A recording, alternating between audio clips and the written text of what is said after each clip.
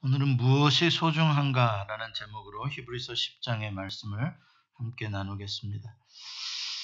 잃어봐야 소중한 것을 안다라는 말이 있습니다. 우리가 건강할 때는 건강의 소중함을 모르다가 병이 들어서야 건강의 소중함을 깨닫게 되기도 하고요. 또 친한 사람과 어쩔 수 없이 헤어진 이후에 또 그 사람과 함께 지냈던 시간들이 얼마나 소중했던가를 새삼 느끼게 됩니다. 우리가 그것들을 이미 갖고 있을 때 그 소중함을 알고 그것을 누릴 수 있으면 얼마나 행복하겠습니까? 그러나 만약에 그것을 잃고 난 후에라도 그래도 이게 소중한 거였구나 라고 깨달을 수 있으면 그나마 다행입니다. 왜냐하면 다음에는 그런 것들을 누릴 수 있을 테니까요. 그러나 어떤 사람들은 잃었는데도 깨닫는 것도 없는다면 그 사람은 정말 소중한 것을 더 많이 잃는 그런 불행한 사람이 되고 말 것입니다. 누구나 인생을 살다 보면 때때로 이렇게 상실의 시련을 겪을 때가 찾아옵니다. 물론 이번에 우리는 코로나 바이러스 사태 때문에 전혀 예상치 못한 상실을 경험하고 있습니다. 어떤 사람들은 직장을 잃고 실업자 수당을 받아야 하는 사람들도 있고 가게 문을 열 수가 없어서 오히려 문을 닫아야 되는지를 걱정하고 있고 또 직접적으로 이 기간 동안 바이러스 때문에 병들고 목숨을 잃은 사람들도 참 많이 있고 무엇보다도 자택에 격리되어 있으면서 안타깝고 답답하고 실망하고 점점 미래에 대한 소망을 잃어가는 사람들이 참 많이 있습니다. 그리고 우리가 정말 잃어버린 것들 가운데 일상에서의 만남들, 친구들과 성도들과 자연스럽게 만날 수 있었던 것들, 그것들이 또 얼마나 아쉬운지 모릅니다. 많은 사회학자들이 이번에 코로나 바이러스 사태를 두고 인류의 역사를 대전환을 맞이하는 그런 역사적인 사건이다라고 이야기를 합니다. 여러분, 이렇게 심각하고 중대한 역사적인 사건 속에 주님의 뜻이 왜 없겠습니까? 여기에는 분명 여러분과 저를 향한 또 이 시대와 또 세계의 모든 사람들을 향한 주님의 메시지가 분명히 있을 것입니다. 그게 무엇일까요? 그것을 우리가 발견하기만 한다면 우리는 결코 상실의 시대가 아니라 정말로 소중한 것을 발견하는 그런 축복의 시간으로 이 시간이 바뀌게 될 것입니다. 저는 그것을 묵상하는 가운데 주님께서 우리에게 주시는 메시지는 우리의 삶을 잠시 멈추고 무엇이 진짜 우리의 삶에서 소중한 것들인지를 한번 생각해 보라는 말씀으로 들립니다. 오늘 읽은 히브리서의 이 본문의 말씀은 마찬가지로 고난의 시간에 있어서 우리가 무엇을 소중히 여겨야 하는지에 대해서 가르쳐 주시는 말씀입니다. 히브리서는 주후 약 64년, 5년에서 68년 네로의 통치 기간 가운데 엄청난 박해를 받던 흩어진 그리스도인들에게 보낸 편지입니다. 신앙 때문에 그때 많은 사람들은 재산도 잃고 또 가족도 잃고 목숨까지 잃어야 했던 정말 상실의 슬픈 시대였습니다. 그렇게 현실이 워낙 무섭고 두렵고 또 그게 언제 끝날지 모르는 몇 년간 지속되어지는 핍박이다 보니까 사람들이 점점 소망을 잃어가는 것입니다. 그리스도인들도 그것을 견뎌내지를 못하는 그러한 어려운 가운데 있을 때에 이 히브리서의 편지를 보내준 것이죠. 이러한 때가 오게 되면 더 믿음을 강화해서 고난을 이겨낼 뿐만 아니라 순교의 자리까지도 가는 그런 성도들이 있는가 하면 또 많은 성도들은 자기의 신앙을 버리고 아니면 감추고 아니면 타협하고 적당히 하려고 하는 성도들도 많이 생기는 것이죠. 그래서 이렇게 큰 환난은 일종의 퀴즈를 하는 시간과 같습니다. 퀴즈를 해보면 알곡은 점점 안으로 모아 들어오지만 쭉정이들은 밖으로 밀려나고 또 날려가는 것을 보게 되죠. 참 안타까운 고통의 시간입니다만 이 시간은 주님께서 부재하시는 그러한 시간이 아니라 오히려 주님에게는 가장 비상사태로 일하시는 그런 시간입니다. 순교의 자리까지 믿음을 지키려는 성도들을 주님이 붙잡아 주셔야 되고 또 믿음이 약해서 흩어지고 떠나가고 숨으려고 하는 성도들도 성령님께서 그들을 붙잡아 주셔야 하기 때문에 주님은 교회를 위해서 성도들을 위해서 정말 바쁘게 일하시는 시간입니다. 이러한 종말의 때 극심한 핍박의 때가 되게 되면 목숨이 위태롭기 때문에 우리의 육체의 죽음과 영생에 대해서 각별하게 사람들은 생각하게 됩니다. 그래서 어떤 사람들은 자기의 생명을 좀 더 지켜보려고 이러한 환난의 때에 총기를 사기도 하고 또 이런 환난의 때에 성경책이 가장 많이 팔린다고도 합니다. 만약에 우리가 육체의 삶은 잠깐이고 부활과 영생은 영원하다는 것을 확실히 믿기만 한다면 이러한 로마의 박해와 그 환난 가운데서도 우리의 믿음을 지켜낼 수가 있을 것입니다. 그래서 이 구원의 확신, 주님이 나를 영원히 붙잡아 주신다라는 이 확신이라는 게 얼마나 이 환난의 시간에 중요한지 모릅니다. 히브리서는 이것을 강조하기 위해서 우리가 갖고 있는 이 구원의 확신, 이것을 믿음이라고 말하면서 이것이 바로 우리의 삶에 닻이 된다라고 이야기를 합니다. 우리의 삶은 요동할 수밖에 없는 외부적인 상황에 있을지라도 우리의 마음속에 이 구원의 닻, 이 영생의 소망, 이 확신을 가지고 있다면 우리는 무엇이 두렵겠습니까? 그래서 히브리서에서 가장 중요하게 생각하는 것은 이 완전한 확신, 22절 후반절에 나오는 온전한 믿음, 이 full conviction이라는 게 confidence, 이게 제일 중요한 말입니다. 그런데 우리가 어떻게 이렇게 확신을 가질 수 있을까? 이것은 우리 자신에게 있어서 무슨 적극적인 자기 최면을 거는 형태로서의 확신이나 믿음이 아니라 이것은 예수님께서 피로 약속하신 언약이라는 것을 강조하고 있습니다. 예수님은 신실하신 분이신데 믿부신 분이신데 그분이 약속하신 것이기 때문에 우리는 그 소망의 믿음을 견고히 굳세게 잡을 수가 있다는 것이죠. 그렇다면 주님께서는 우리에게 어떠한 방식으로 언약을 해주신 것입니까? 주님께서 어떠한 방식으로 영원히 우리를 구원하시겠다라고 보여주신 것입니까? 그게 바로 본문 19절에서부터 22절까지 나오는 예수 그리스도의 피로 세우신 약속이라는 것을 말해주고 있습니다.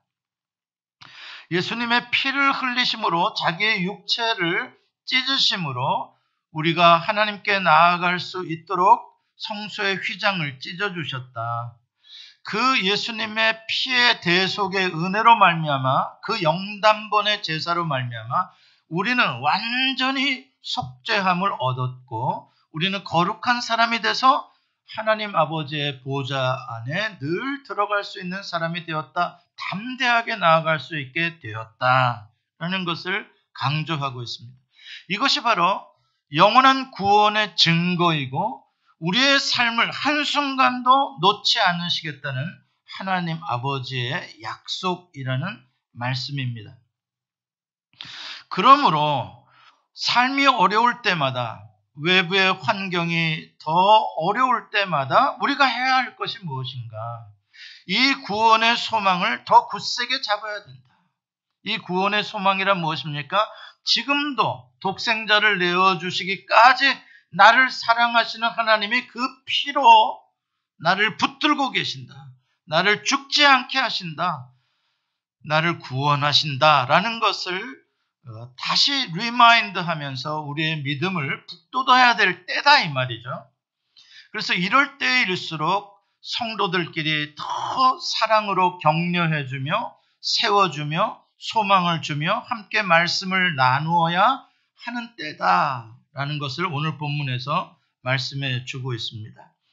예수님께서 이 땅에 교회를 만드시고 이 교회를 예수님의 몸이라고 말씀하신 뜻이 여기에 있는 것입니다. 이 몸에 우리를 모두 소속하게 하게 해서 우리를 지체로 만들어서 서로 연합함으로 말미암아 이렇게 격려하고 말씀을 나누고 용기를 주고 그래서 우리 각자가 처한 환경으로부터 이겨낼 수 있는 힘을 공급받게 하기 위한 주님의 몸으로 교회를 만들어 주신 것입니다. 전도서 4장 12절에 보면 이런 말씀이 나옵니다. 같이 한번 읽어볼까요? 한 사람이면 패하겠거니와 두 사람이면 맞설 수 있나니 세 겹줄은 쉽게 끊어지지 아니하느니라. 그렇습니다. 편안할 때야 나 혼자 감당할 수 있겠죠. 그러나 외부의 환경이 어려우면 어려울수록 공격이 심하면 심할수록 나 혼자서는 못 이기니까 둘이서 힘을 합쳐야 되고 셋이서 힘을 합쳐야 되고 넷이서 다섯이서 더 많은 사람들이 힘을 합칠 수 있다면 우리는 이겨낼 수가 있는 것이죠. 그런 의미에서 종말의 때에 환난의 때에 주님께서 교회 공동체로 우리를 모이게 하신 뜻은 너무나 중요한 것입니다. 그런데 문제는 오늘 본문 끝에 25절에 보면은 모이기를 패하는 어떤 사람들이 우리의 모임을 우리의 공동체의 하나됨을 회방하고 있다는 사실이죠.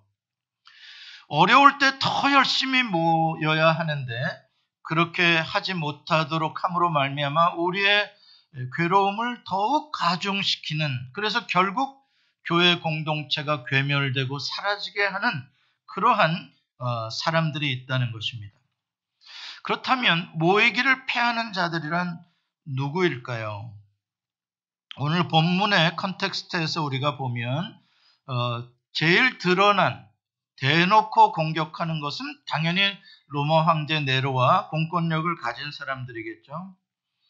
그리고 또 그들의 편에서 교회 공동체를 박해하던 사람들은 유대교 회당에 나오는 유대교인들입니다.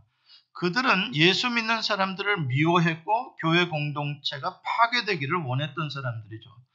그들이 바로 로마의 공권력을 가진 사람들과 연합을 해가지고 지금 그리스도인들을 핍박하고 있는 것입니다. 그렇지만 본문은 그들을 1차적으로 지목하고 있지는 않습니다. 오늘 본문에서 모이기를 패하는 어떤 사람들이라고 말할 때 1차적인 대상은 누구냐면 그리스도인들 중에 성도들 중에 극단적인 금욕주의자들이라든지 아니면 극단적인 타협주의자, 자유주의자들이 문제라는 것입니다. 그런 성도들이 모이면 안 된다고 하든지 안 모여도 된다고 한다든지 이런 식으로 모임에 대해서 부정적인 생각을 갖고 있다는 것입니다. 이 초대교회에서 금욕주의자들 같은 경우에 있어서는 자기 신앙의 소중함만 생각하고 자기만 주 안에서 거룩해지겠다라고 생각하면서 아주 먼 곳에 이렇게 숨어서 동굴이나 사막이나 이런 곳에서 아주 돌을 닦는 음식도 제한하고 물도 제한하고 이러면서 스스로를 괴롭게 하면서 돌을 닦는 스타일의 그러한 신앙을 가진 사람들도 있었고 또 반대편에 그러한 쾌락주의자들의 경우에 있어서는 이미 우리는 용서받았기 때문에 세상에 나가서 어떤 죄를 지더라도 구원을 받는다라는 그러한 식으로 해석을 해가지고 세상 사람들과 타협해서 진짜 그리스도인인지 아닌지도 모르게 살아가는 사람들이 있었습니다. 이런 사람들은 교회 모임을 소중하게 생각하지 않았죠. 이런 두 그룹의 양쪽의 사람들은 이 로마의 핍박이 심할 때 각자 나름대로 누군가는 숨어 있기 때문에, 누군가는 타협했기 때문에 그 핍박을 피할 수 있었습니다. 자, 그 모습을 보면서 교회 안에 믿음이 좀 연약하고 유혹을 받는 성도들은 그 모습을 보면서 나도 저런 식으로 도망칠까? 나도 저런 식으로 숨을까? 교회 모임에 내가 참석했다가 거기 습격당해가지고 우리 다 잡히면 다 죽는데? 하면서 그들의 모습을 따르기 시작했던 것이죠. 그래서 자기가 그리스도인이라는 것을 숨기고 세상 사람들 속에 들어가서 적당히 타협하는 사람도 생기고, 아니면 아예 그냥 멀리 로마의 공권력이 손닿지 않는 곳에 가서 숨어버리는 사람들도 생기게 되었던 것입니다. 이게 바로 모이기를 패하는 사람들의 방식, 그것을 따라가지 말라라고 오늘 본문에서 말씀합니다.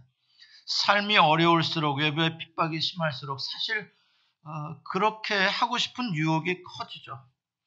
하지만 25절 끝에 그날이 가까움을 볼수록 더욱 그들의 본을 따르지 말고 그 유혹을 물리치고 우리는 모이기를 힘써야 한다라고 예수님께서 말씀하십니다. 주님의 재림이 가까워서 고난이 심해질수록 이 세상은 개인주의, 이기주의, 자유주의, 금욕주의가 판을 치게 될 것입니다. 돈을 사랑하는 사람들이 점점 많아지게 됨으로써 공동체 연합과 모임을 깨뜨리려고 하는 사람들이 많아질 것입니다. 그러므로 신실한 그리스도인들은 그런 풍조에 맞서서 더욱 열심히 공동체를 세우고 모이자고 우리 서로가 요구를 해야 된다는 것입니다. 우리 모입시다. 모여야 합니다. 이렇게 서로 격려를 해줘라라고 말씀을 하는 것이죠. 그러면 우리는 왜 이렇게 모여야 하는가? 모임의 가장 중요한 목적은 어디에 있을까? 그런 면에서 25절에 나오는 모이기라는 단어를 한번 우리가 생각해 봐야 됩니다. 이 단어가 키워드인데 헬라어 원어로 에피시나고게라고 합니다. 에피시나고게는 여러 사람이 한 자리에 말 그대로 모여있는 모임을 말합니다. 특별히 가족 공동체에 있어서 부모가 자녀들을 한 자리에 모아놓고 함께 식사를 하든지 교제를 나누든지 아니면 자녀들을 가르치든지 하는 그 가족 공동체가 모여있는 그러한 모습을 에피시나고게라고 하죠. 근데 흥미로운 것은 마태복음 23장 37절에 예수님께서 예루살렘을 바라보며 우시며 탄식할 때에 암탉이 병아리를 그 날개 아래 모음같이 내가 너희를 모으려 한 적이 얼마나 많았던가 말씀하실 때 거기서 모이다라는 단어도 모으다라는 단어도 에피시나고게입니다.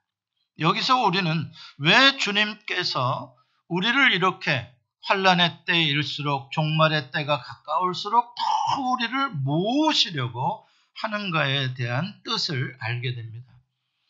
이것은 주님의 날개 아래 우리를 품어주시겠다는 것입니다. 이게 주님의 몸이잖아요. 교회가. 그 아래 품어서 외부의 환경으로부터 우리를 지켜주시겠다는 것입니다. 생각해 보십시오. 병아리가 각자 흩어져서 돌아다니는데 솔개가 독수리가 날아다닌다 그러면 어떻게 되겠습니까? 그건 다 잡아먹히게 되는 거죠. 그래서 엄마가 어미닭이 그것을 다 품는 것입니다. 예수님께서는 우리를 주기적으로 주님의 날개 아래 품고 또 24시간 품어주심으로 그 안에서 주님께서 우리에게 말씀을 가르치시고 주님의 체온으로 우리를 따뜻하게 주님의 사랑으로 뜨겁게 해주시고 그 안에서 성숙과 성장이 일어나도록 해주시고 그래서 그 날개 아래서 이 세상이 다 지나도록 환난이 지나도록 우리의 생명이 끝나도록 그 주님의 날개 아래 공동체, 교회 공동체의 보호를 받도록 이렇게 해주시는 것입니다. 우리는 지난 한 달 이상 교회에서 공동체 모임과 예배를 가질 수 없는 상황을 경험하고 있습니다. 그렇다고 해서 교회가 아닌 것은 아니죠. 교회는 한 번 모였다고 교회도 아니요, 안 모였다고 교회도 아닙니다. 교회는 모이는 교회도 되고 흩어지는 교회도 되기 때문에 어디서나 우리가 그리스도 안에서는 교회입니다.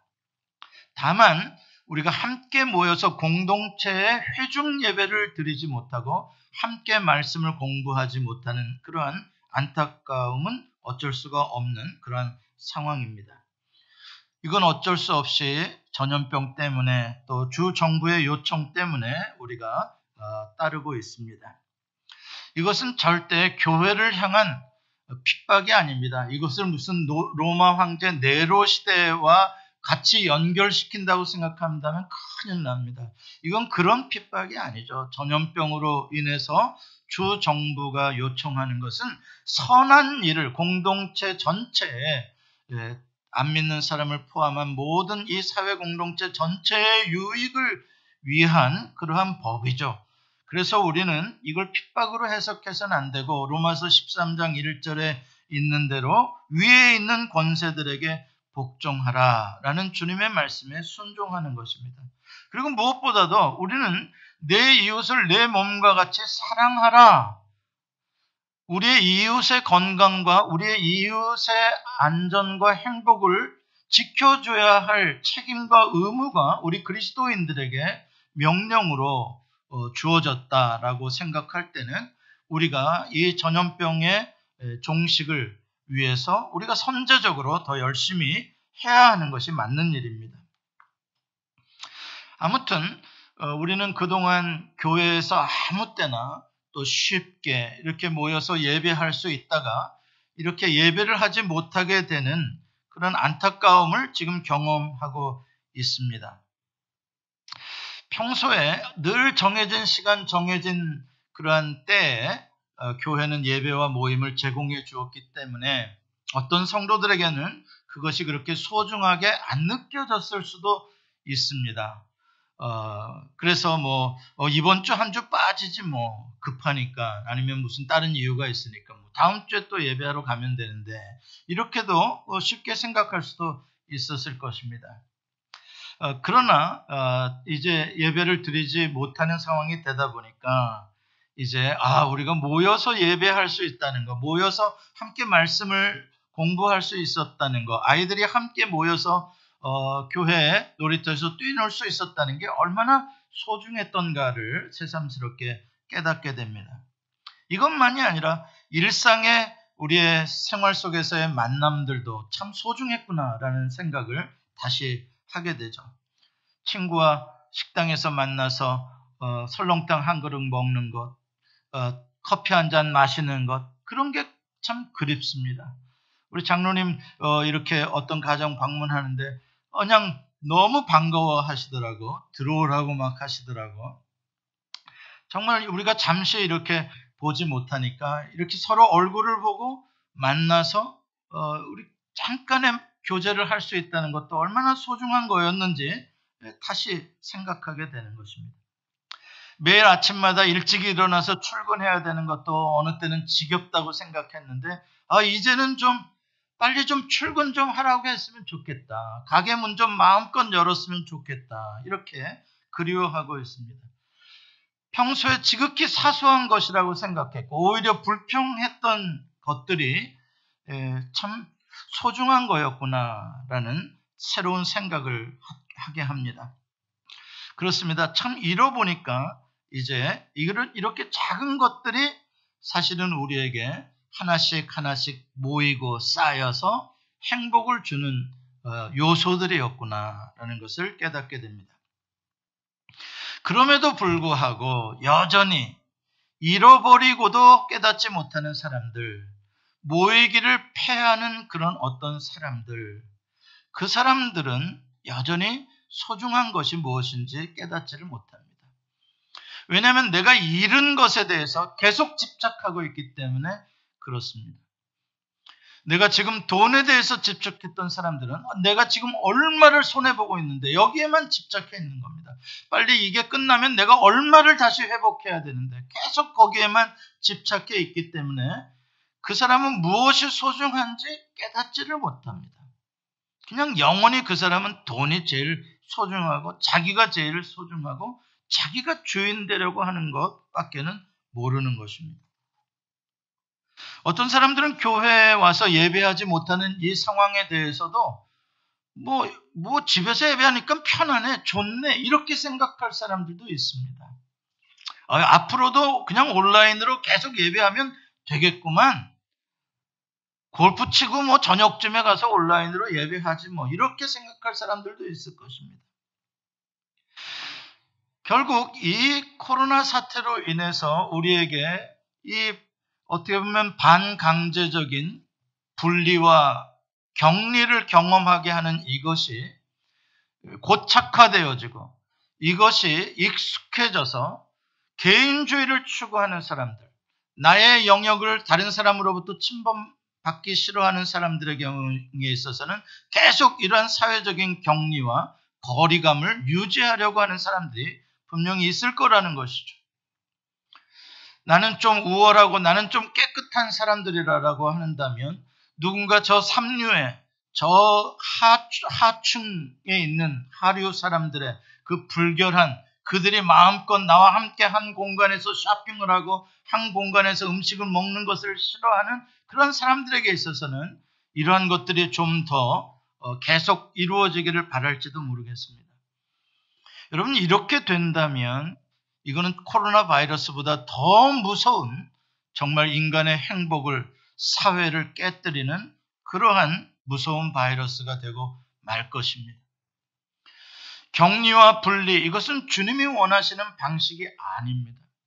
이것은 주님의 뜻을 거역했기 때문에 지금 우리가 이 멈춤의 시간을 통해서 무엇을 잘못했는가를 생각해 보라고 하는 강제적인 안식일의 기간인 것입니다.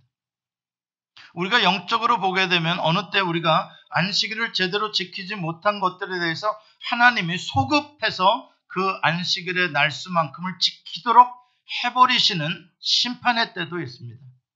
마치 40일간의 가나안 정탐 거기에 실패했던 이스라엘 백성들에게 40년을 광야를 맴돌도록 하시던 것과 비슷합니다. 어떤 사람들이 쉬지도 않고 돈만 벌려고 하다가 병들어서 1년 동안 쉬어야 하는 강제적인 입원 상태로 가는 것도 그러한 이유라고 우리가 볼 수가 있습니다.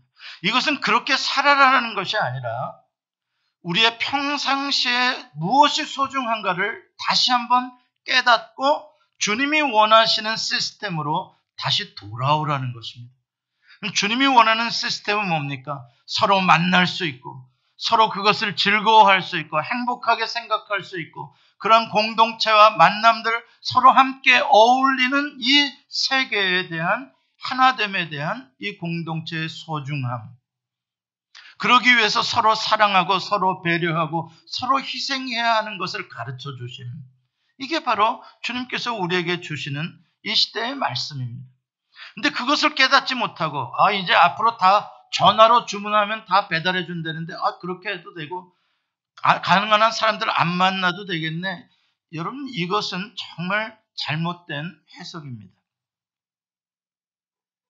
세상 사람들의 속담에도 하나를 잃으면 다른 하나를 얻는 법이다라고 말을 합니다. 하물며 우리 그리스도인들이 지금 이 상실의 시간 동안 하나를 더 얻는 게 아니라 2개, 3개, 4개까지 더 얻어야 하는 것이죠. 세상 사람들도 하나 잃었으면 하나를 얻는다고 말하는 판인데 우리는 더 얻어야 되지 않겠습니까? 여러분 결국 우리 그리스도인들을 향해서 하나님께서 결국 상실하라고 이 시간을 주시겠습니까? 그렇지 않습니다. 우리 그리스도인들에게 하나님은 이 시간을 채워주심의 시간이요. 이 시간이 하나님이 주시는 복을 더 깨닫게 해주시는 시간이요. 이 시간을 우리의 은혜로 리차징 하시는 시간이 돼서 이 다음에는 우리가 더 행복하고 독수리가 날개치며 올라간 같은 새로운 미래를 창조하는 시간으로 주님께서 만들어 주시기를 원하시는 것이죠. 여러분들의 그 믿음이 있으시길 바랍니다. 우리 그리스도인들이 다 잃었어, 큰일 났어, 가게도 어떻게 해야 될지 몰라, 나는 이제 가뜩이나 가진 거 없었는데 이제 진짜 난 다 잃었어. 여러분, 이런 태도는 절대 주님이 원하시는 태도가 아닙니다. 주님은 이 시간에 우리에게 진짜 소중한 것이 무엇인지 깨닫기를 원하시는 것이고, 이미 우리가 그것을 누리고 있음, 그리고 그것은 우리가 잃어버릴 수도 없고 빼앗길 수도 없는 것을 우리가 가지고 있다는 사실을 보게 하시기 위해서 그런 겁니다. 주님이 우리에게 보시고자 하시는, 보여주시기를 원하시는 가장 소중한 것들이 무엇이겠습니까? 평범한 일상의 만남들 얼마나 소중합니까? 가족이 얼마나 소중합니까? 여러분, 가족과 이렇게 24시간 함께 부대끼며 부모, 자녀 함께 이렇게 음식을 해 먹으며 함께 있는 시간들이 얼마나 귀합니까? 뿐만 아니라 교회가 모여서 함께 공동체로 예배할 수 있었던 시간이 얼마나 귀합니까? 그리고 우리가 영원히 빼앗길 수 없는 주님과의 언약 가운데 하나님이 나를 사랑하시는 그 헤세드의 사랑의 날개 아래 우리가 존재하고 있다는 사실, 그 관계 속에 있다고 하는 사실이 얼마나 복됩니까? 그것들을 우리가 발견할 수만 있다면 결코 우리는 상실한 것이 아닙니다. 사랑하는 성도 여러분, 멈출 때에야 비로소 보이는 것들이 있다라고 사람들은 말합니다. 너무 바쁘게 살아갈 때는 보이지 않는 것들이 멈추고 숨을 고르고 다시 눈을 떴을 때 보인다고 합니다.